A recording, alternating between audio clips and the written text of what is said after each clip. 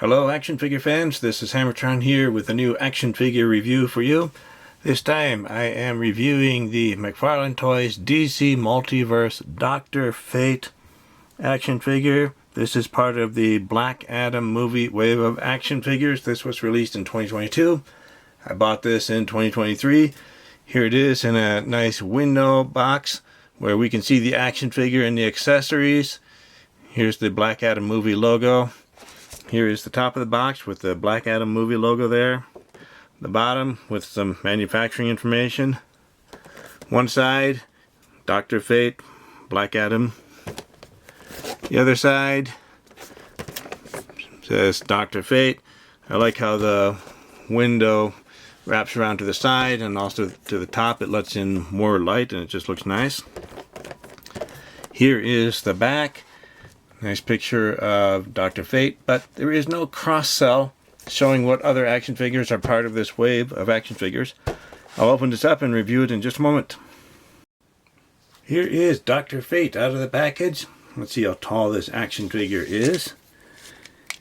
He's not quite standing up perfectly straight because of the cape there, but if he were standing up perfectly straight, this would be 7¼ inches tall, or about 18½ centimeters tall. But the cape is throwing this action figure off balance. This action figure comes with a card. Nice picture. A little biography about Dr. Fate. And this action figure also comes with a stand. This time it's a transparent stand with a peg here. A little peg, and then an extra slot where we can put in a flight stand. So here is the flight stand, and it does have some articulation here. We can bend this part up and down. Nope, that only goes up and down. The other part here, this part opens up, where we can attach this to the waist of the action figure. The waist or the leg, but I think the waist is better because this is a pretty thin piece of plastic, and we slide it in here. Now I have not put it all the way in. I don't want it to be locked in place. I want to be able to take this off sometimes, so we'll get to the flight stand in a little bit. Here is the action figure. So this version of Dr. Fate from the Black Adam movie has an asymmetrical type helmet here. We can see the human ear there. If we look underneath, it does look like there is supposed to be a face or a human head underneath. A little hard to see, but the helmet does not come off. So personally I prefer a more symmetrical look to the helmet and also some eye holes, but this is alright. And a lot of gold here.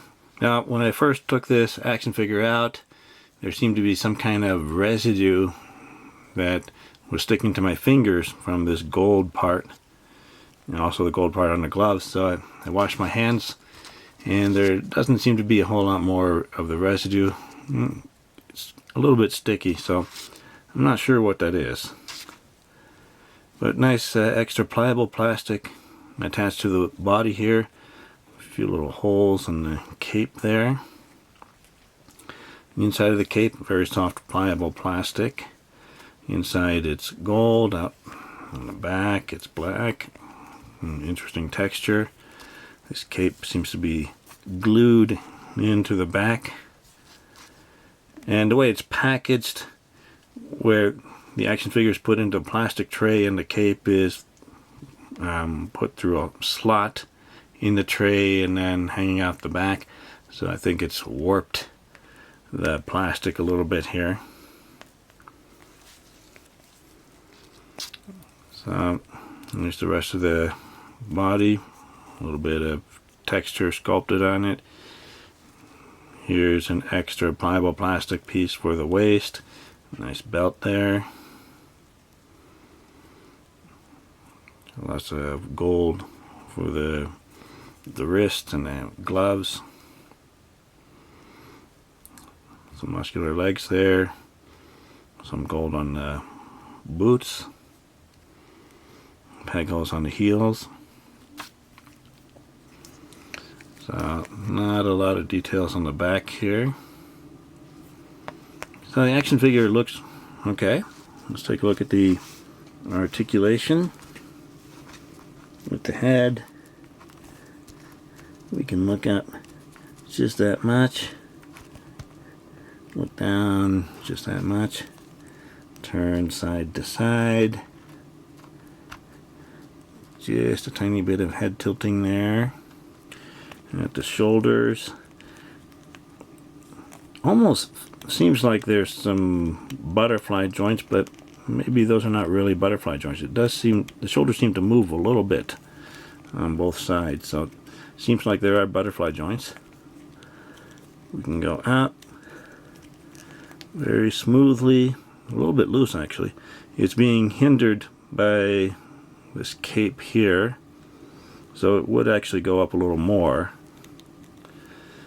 So it goes around.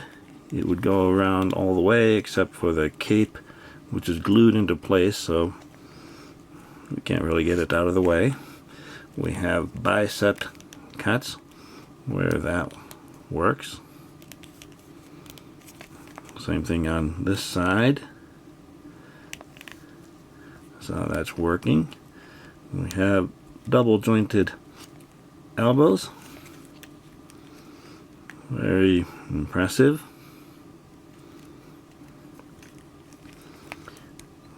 And working pretty smoothly. And the wrist can turn. The wrist can turn. Now this one seems to hinge horizontally. And this one hinges vertically. So that's interesting. Here's a diaphragm cut, but I can't get it to do anything more than wiggle just a little bit, so I'm afraid to push very hard. I think something will snap or break, so basically there might as well not be a diaphragm cut here at all. And there doesn't seem to be a waist twist. So at the hips, you can do very impressive splits. So the joints seem to be working pretty nicely there. So there's some ratcheting in there, but pretty soft ratcheting. It doesn't seem to stop it very much. We just hear a little clicking. And we can kind of twist at the hip there. So it's not an upper thigh cut, but this one seems to be working kind of similarly. And we can kick forward that much, kick back that much. This one kicks forward and kicks back. So nice range of motion on the legs there. Double jointed knees.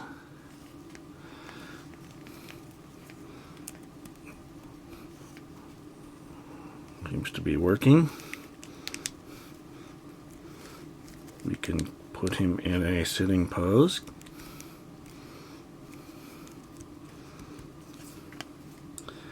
Not too bad.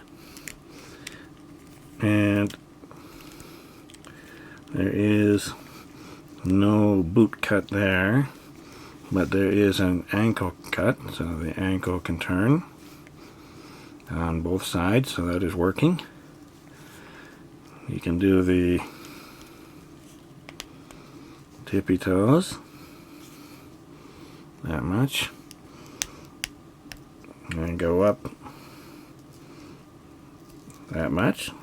So that's pretty good. Some ratcheting in there.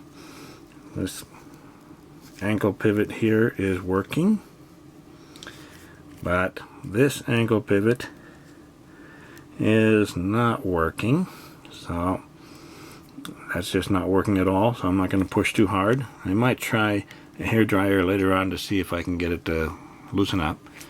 We also have toe articulation, so pretty loose there. So the diaphragm cut is just not working, and this ankle pivot here is just not working. Everything else is working pretty smoothly, actually a little bit alarmingly smoothly right out of the package. So I'm just worried about how loose it is going to get. But let's try the flight stand here. So with this part here, we'll open this up. Now, it was pretty stiff at first, but it seems to be loosening up a little bit. And we'll try to attach it back here.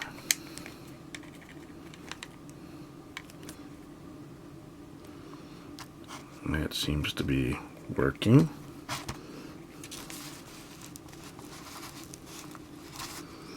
Get him balanced.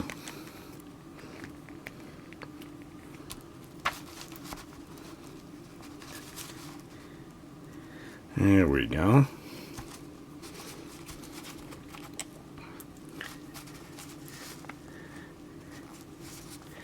Takes a little bit of work to make sure that he is properly balanced to distribute the weight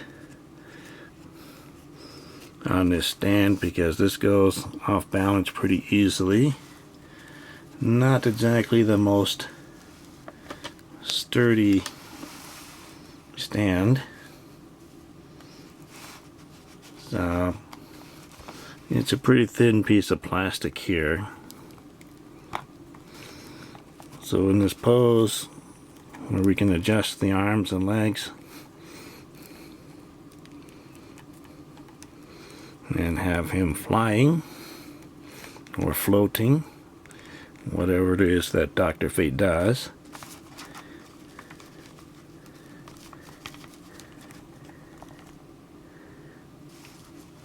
There we go. So it takes a little bit of work to get this positioned properly, but this is pretty thin plastic piece here, so if we're not careful, this is going to snap and break. So we cannot get him in really wild flying positions. Let's try a leg here.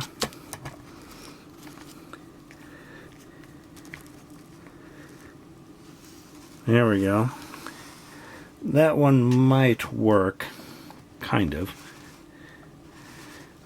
But this is kind of wobbly this way and not very stable.